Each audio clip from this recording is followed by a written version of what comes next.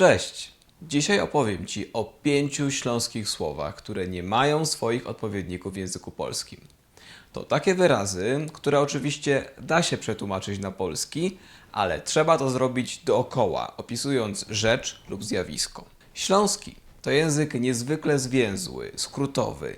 Da się za jego pomocą opisać wiele rzeczy, zdarzeń czy uczuć o wiele krócej niż w języku polskim. Podobnym językiem jest chociażby angielski, gdzie komunikaty również zwykle są bardziej skondensowane niż w wielu innych językach. Zacznijmy klasycznie od słowa familok. To oczywiście określenie na wielorodzinny dom mieszkalny charakterystyczny dla Górnego Śląska. Ale nie tylko. Bardzo podobne budynki stawiano przecież na całym obszarze ówczesnych Prus. Także w przemysłowych miastach carskiej Rosji, takich jak Sosnowiec czy Dąbrowa Górnicza. Swoją specyficzną nazwę posiadają jednak jedynie w języku śląskim. Co ciekawe, z czasem przeniknęła ona do języka polskiego, choć wciąż używa jej się głównie do określenia tych domów na Śląsku. Familok swoje źródło ma oczywiście w śląskim słowie familio, oznaczającym rodzinę. Słówko numer 2 to beztydzień. Spotkać można je w takich zwrotach jak szczewiki na beztydzień albo łobiot na beztydzień. Beztydzień to określenie na dni w ciągu tygodnia z wyłączeniem, i tu zależnie od kontekstu, niedzieli lub zarówno soboty, jak i niedzieli. Można to skrócić do polskiego tłumaczenia dni powszednie. Tego określenia można użyć, mówiąc też na przykład o godzinach otwarcia sklepu. Mamy otwarte we beztydzień od 8 rano do 6 po południu. Czyli jesteśmy otwarci w dni powszednie od 8 do 18. Słowo numer 3 brzmi uły. To niezbyt pozytywne określenie, przyznaję, ale dosyć powszechnie używane. Można je spotkać w takich zwrotach jak ale moż uły, albo ten nasz synek to mu fest uły, można by my musieli iść z nim do doktora.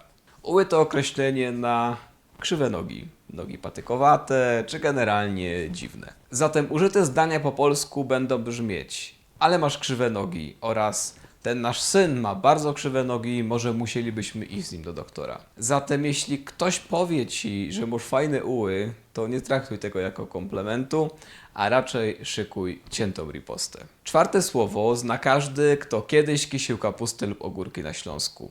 To bunclok, czyli określenie na gliniane naczynie służące do kiszenia niewielkiej ilości warzyw. Jego nazwa wzięła się od miejscowości Bunclał na Dolnym Śląsku, gdzie na dużą skalę produkowano te naczynia. Choć dziś to miasto nazywa się Bolesławiec, to nazwa naczynia przetrwała i na Górnym Śląsku ludzie robią kiszone ogórki właśnie w bunclokach. 5 słowo jest już nieco zapomniane, choć jeśli spytasz się swoich rodziców lub dziadków, to na pewno będą je znać. To zowitka, czyli określenie na niezamężną kobietę z dzieckiem. W skrócie to samotna matka, ale to nie do końca precyzyjne, ponieważ warunkiem jest zbycie stanu wolnego. Precyzyjne określenie brzmiałoby zatem singielka z dzieckiem albo panna z dzieckiem.